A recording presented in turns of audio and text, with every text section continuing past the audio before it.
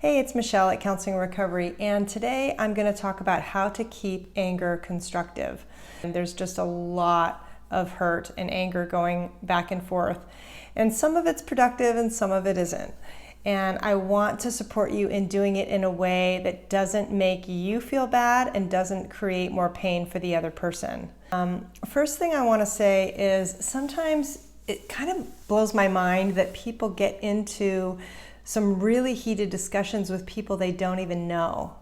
And while I totally understand the principles behind that, when you're fighting for your principles and your values and things that are super, super important right now, sometimes the saying from 12-step programs, how important is it, can be really helpful. So for instance, I don't mean how important is the issue, because the issue is obviously really important, but how important is it for you to be engaging right here, right now with this person that maybe you don't even know?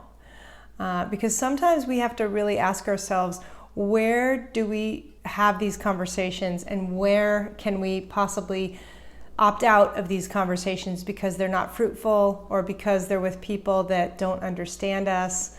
Again, it doesn't mean that we're not going to have difficult discussions, but I want to support you in being able to opt out when you need to.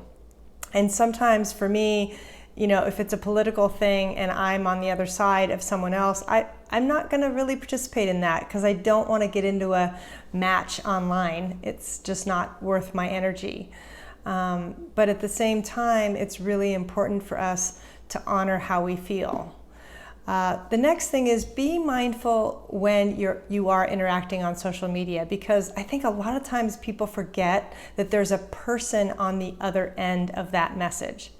And often what people will say in a written form, they would never say face to face because they feel safe, because the person isn't in front of them. So just be mindful of what you're writing on social media and how important is it? It's really important to be able to validate our anger and to get support around that. I think that's huge right now. But sometimes there's also another saying, don't go to the hardware store for milk.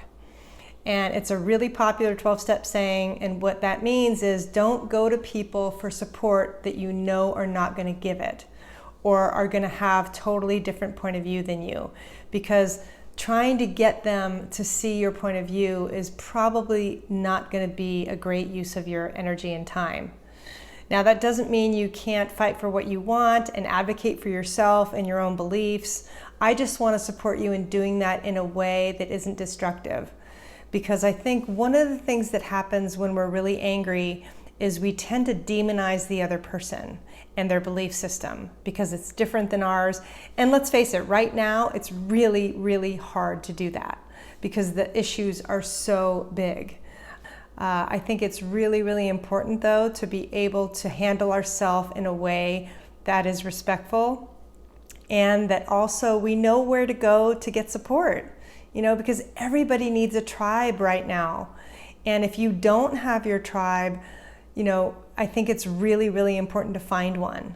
And that's why I always recommend 12-step programs, because it's an easy way to get into a tribe really quickly. If you're having addiction issues or relationship issues, I often recommend Al-Anon. But anyway, I just wanted to really support you guys in when you're talking about anger, stick to how you feel and what you need. Don't jump into what the other person's thinking, what the other person is or is not, because that's when we really get into trouble. And for me, it's the same for me. When I am most clean with my anger, I am expressing how I feel, what's important to me, and what is something that I need. But when I go into what someone else is doing and why I want to change them or change how they feel, I'm super frustrated because I feel incredibly powerless because I can't do that. I can't change somebody else's mind. So with political discussions or discussions around racism, I'm really careful as to where I have those discussions online because they are incredibly volatile right now.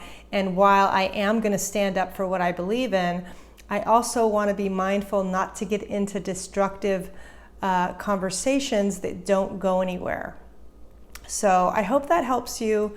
I'm thinking a lot about you guys and just being able to hang in there and see if we can promote the change in the world that we want to see, and that starts with us.